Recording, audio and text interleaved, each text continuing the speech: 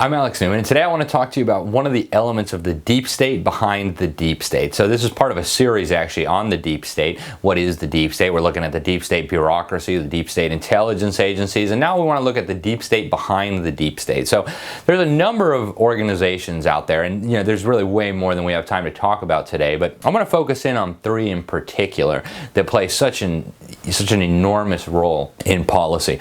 So the fact that we have this deep state behind the deep state is not really a secret. I mean, we can listen to people like David Rockefeller, for example, who bragged in his memoirs about conspiring with a secret cabal against the best interests of the United States to build a one world political and economic system, is how he put it. He's proud of doing that, right? He's proud of being a conspirator working against his own country. That's what he says in his own book.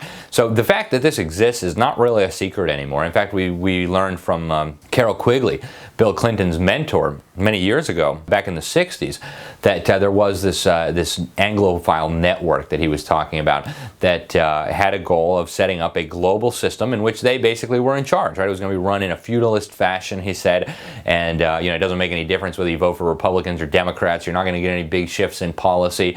And he's right. He was absolutely right. And in fact, he agreed with this crazy idea. And his chief difference of opinion, he said, was that he wanted it to be known rather than secret. So there does exist this network. And he identified one of the organizations. He talked about this roundtable group that has different branches in different parts of the world. In England, for example, they have the Royal Institute of International Affairs. In Europe, they have the Council on European the European Council on Foreign Relations. And in America, the branch of this operation is called the Council on Foreign Relations. David Rockefeller was once one of the big kahunas there. He died earlier this year. But so you have a lot of very powerful people involved. And then you have some window dressing people, right? They'll throw in Angelina Jolie, for example. Nobody really thinks she's a conspirator or anything like David Rockefeller. But this is an incredibly powerful organization. I mean, you have Hillary Clinton, Secretary of State. She gave a speech there in Washington, D.C. And I am delighted to be here in these new headquarters. I have been often to, I guess, the mothership in New York City, but it's good to have an outpost of the council right here down the street from the State Department. We get a lot of advice from the council, so this will mean I won't have as far to go to be told what we should be doing and how we should think about the future. This was when she was Secretary of State in the Obama administration. So it's a pretty powerful organization.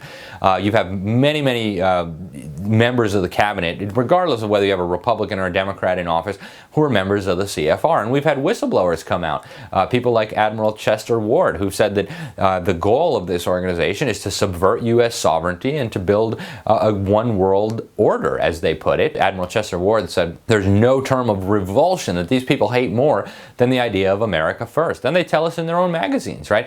In 1974, they bragged about how they were going to have to chip away sovereignty piece by piece rather than a full frontal assault. So their goal is to erode our national sovereignty and create a one world government. The CFR is, of course, not alone. It's one of the power centers, if you will. Unfortunately, there's a lot of these CFR critters in the Trump administration. Not as many as there have been in other administrations, but there's still way too many for comfort. I mean, the CFR is, swamp headquarters, if you will, headquarters of the deep state, at least in America, the deep state behind the deep state. It is one of several organizations that exercise massive influence over our political system and over our economy, right? All the big mega banks are involved, all the big oil companies, et cetera, et cetera. Another one of these organizations is the Trilateral Commission that was actually founded by David Rockefeller, and he got the idea from Zbigniew Brzezinski, who, if you read his books, he talked about, he praised Marxism profusely.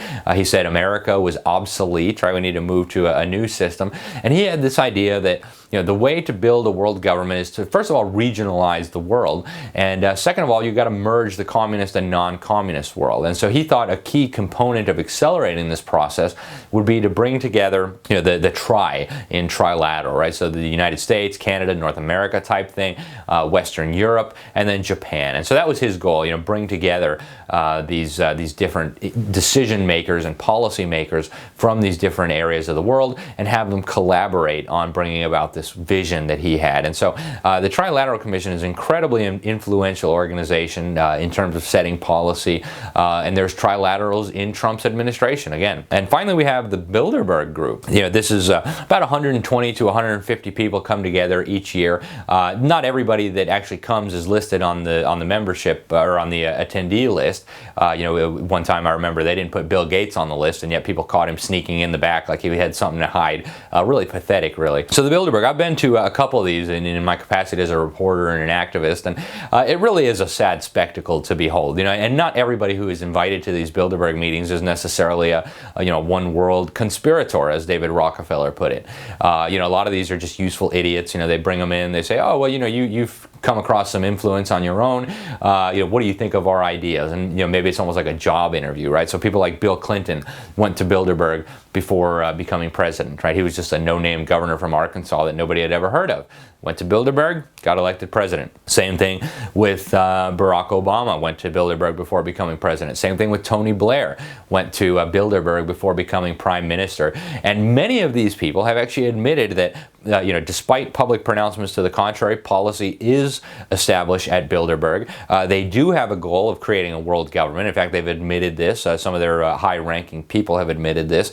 And so they meet behind closed doors, and there's a really interesting chart from Business Insider, where if you look, the people who attend Bilderberg are connected to virtually every important institution that you can think of, and then a lot that you can't think of. So these are just three of the very important organizations and networks that I think represent the essence of the deep state behind the deep state, along with some of the secret societies that we're going to talk about in one of our other videos. So make sure you check out the other videos. This is an incredibly important subject, and if you want to understand the deep state, check out the links below. Thanks for watching, and subscribe to the New American Magazine.